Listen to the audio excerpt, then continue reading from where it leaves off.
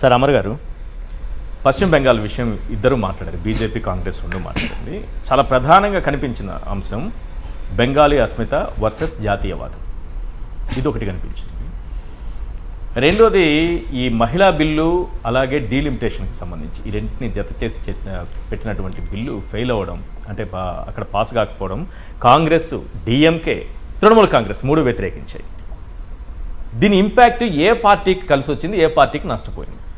ఇప్పుడు టెక్నికల్గా చూసినప్పుడు మొన్న మళ్ళీ ఈ రాజ్యాంగ సవరణ కోసం జరిగిన ప్రత్యేక సమావేశాలు పార్లమెంట్ ఏవైతున్నాయో టెక్నికల్గా చూసినప్పుడు కరెక్టే కావచ్చు.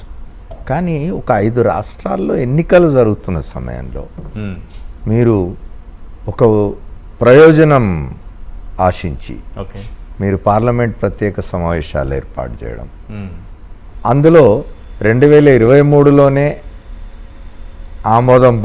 పార్లమెంట్ ఆమోదం పొందిన మహిళా బిల్లును మీరు తీసుకొచ్చి డీలిమిటేషన్తో జత చేసి, యోగేంద్ర యాదవ్ చెప్పినాడు ఎక్కడో, ఆమె మహువా మొయిత్రా చెప్పింది, భాష పెద్దగా అట్లా వాడడం మంచిది కాదేమో, కానీ వాళ్ళిద్దరు ఏం చెప్పినారు, డీలిమిటేషన్ అనే బిల్లుకు ఒక చీర చుట్టి తీసుకొచ్చినారంటే మహిళా బిల్లును చుట్టి తీసుకొచ్చినారు.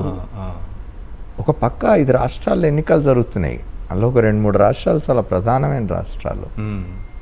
అట్లాంటి సమయంలో మీరు పార్లమెంట్ ప్రత్యేక సమావేశాలు పెట్టుకొని అక్కడ 2/3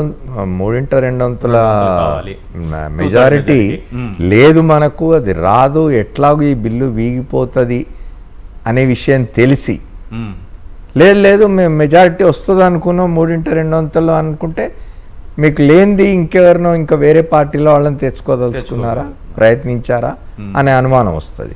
అట్లా కాకుండా వీగిపోతుందని తెలిసి కూడా ఎన్డీఏ దాన్ని తీసుకురావడం, ఆ సమయంలో తీసుకురావడం, వీగిపోయిన వినండి, వీగిపోయిన తర్వాత ప్రతిపక్షాలన్నింటినీ, ఆ 2 పార్టీలే కాదు, ప్రతిపక్షాలన్నింటినీ దోషులు అని నిలబెట్టే ఇందుకోసం చేసిన ప్రయత్నంలో భాగంగా స్వయంగా ప్రధానమంత్రి జాతిని ఉద్దేశించి, వెనుక జాతీయ పతాకం ఉంటుంది, జాతిని ఉద్దేశించి ఆయన దూరదర్శన్లో, ఆల్ ఇండియా రేడియోలో మాట్లాడతారు. అది మళ్ళీ టెక్నికల్గా తప్పేం కాకపోవచ్చు, కానీ పక్క 5 రాష్ట్రాలు ఎన్నికలు జరుగుతుంటే ప్రధానమంత్రి దూరదర్శన్లోకి వచ్చి ప్రతిపక్షాలని భ్రూణ హత్య చేసినాయని మాట్లాడడం.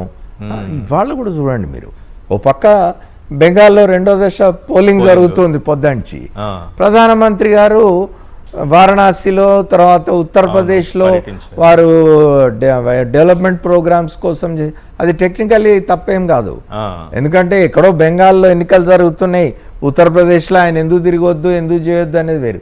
కానీ ఆయన ప్రధానమంత్రి, దేశానికి ప్రైమ్ మినిస్టర్, ఆయన ఇక్కడ ఎన్నికలు జరుగుతున్న సమయంలో, ఆ ఎన్నికల్లో ఆయన పార్టీ కూడా పోటీ చేస్తూ ఉన్నది, ఆ సమయంలో చేయకుండా ఉంటే నేననేది ఏమిటి అంటే, technically they may be right, కానీ మారల్లీ మీరు ఆ పని చేయకుండా ఉండాలి కదా. ఇప్పుడు కేంద్ర ఎన్నికల సంఘం ఏం చేస్తూ ఉన్నది, కనీసం మందలించాలి కదా. అంత సాహసం ఇవాళ కేంద్ర ఎన్నికల సంఘం చేసే స్థితిలో ఉన్నదా? లేదు కదా. ఇక మనం బెంగాల్ దగ్గరికి వస్తే, ఇంతకుముందు మిత్రుడు, యంగ్ ఫ్రెండ్, ఆయన తిరిగి వచ్చినాడు కూడా, ఆయన మనకు వీడియో కూడా చూపించినాడు. అక్కడున్న, నాకు ఒకటి చెప్పండి, పావర్టీ, అన్ఎంప్లాయ్మెంట్, అండర్ డెవలప్మెంట్ లేని రాష్ట్రం ఈ దేశంలో ఎక్కడన్నా చూపించండి నాకు ఒకటి. దాదాపు 19 రాష్ట్రాల్లో భారతీయ జనతా పార్టీ అధికారంలో ఉన్నదనుకుంటా. ఇవాళ 19 రాష్ట్రాల్లో ఇట్లాంటి పరిస్థితి లేని రాష్ట్రాలు ఎన్ని ఉన్నాయో చెప్పమనండి. వినండి, కాంగ్రెస్ పాలిత రాష్ట్రాలైనా, బీజేపీ పాలిత రాష్ట్రాలైనా, తృణమూల్ అయినా, డిఎంకే అయినా, ఏ పార్టీ అధికారంలో ఉన్న రాష్ట్రానికైనా మనం పోదాం. తప్పనిసరిగా ఒక దగ్గర, ఇప్పుడు వారు చూపించిన పరిస్థితి మిగతా రాష్ట్రాల్లో కూడా ఎక్కడో దగ్గర అట్లాంటి పరిస్థితులు ఉన్నవి కాదంటలేదు. ఇక్కడ 2 విషయాలు వారు మాట్లాడిన వాటి గురించి మాట్లాడుకోవాలి. ఒకటి, బెంగాల్ మీద వస్తున్న విమర్శ ఇవాళ పొద్దున పోలింగ్లో కూడా ఒక భారతీయ జనతా పార్టీ నాయకుడు, అతను కూడా కంటెస్టెంటే అనుకుంటా, బయటకు వచ్చి బంగ్లాదేశీ ముస్లిమ్స్ అంటున్నాడు.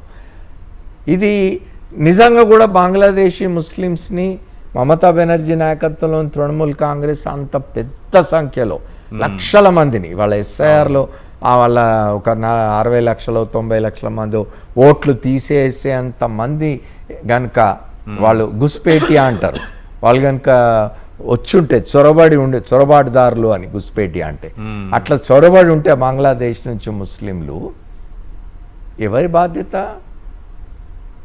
సరిహద్దుల్ని కాపలాగాల్సిన బాధ్యత ఎవరిది? రాష్ట్రాలదా కేంద్రందా? కేంద్ర ప్రభుత్వానికి కదా, కేంద్ర బలగాలది కదా. మమతా బెనర్జీ 2011లో అధికారం చేపట్టినారు ఒక రాష్ట్రంలో. ఆ తర్వాత 2-3 ఏళ్లకే నరేంద్ర మోదీ గారు 2014లో అధికారం చేపట్టినారు కేంద్రంలో. ఇది 3వ టర్మ్. ఆయన 12 సంవత్సరాలుగా ప్రధానమంత్రిగా ఉన్నారు.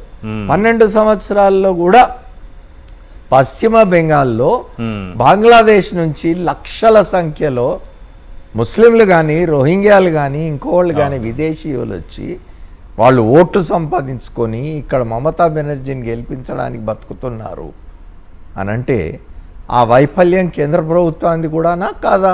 అందుకే కదా అధికారం కోరుతున్నాము, జాతీయవాదాన్ని. అందుకే మీరు మా పశ్చిమ బెంగాల్లో అధికారం వస్తే తప్ప మేము ఈ చొరబాటును ఆపలేము అనే మాట మాట్లాడితే ఎట్లా? కేంద్ర ప్రభుత్వం కేంద్ర ప్రభుత్వం బాధ్యత. ఆ రాష్ట్రం తప్పు చేస్తున్నది అనుకోండి. ఇప్పుడు వారు ఇంకొక పాయింట్ కూడా చెప్తున్నారు, పేదల గృహవసతికి సంబంధించి కానీ ఇతర రైతులకు సంబంధించిన సాయాలకు సంబంధించి కానీ కేంద్ర పథకాలు ఏవి పశ్చిమ బెంగాల్లో అమలు కాలేదు అన్నారు. ఎందుకు మీరు ఈ 12 సంవత్సరాలుగా మీరు ఓపిక బట్టి ఊరుకున్నారు?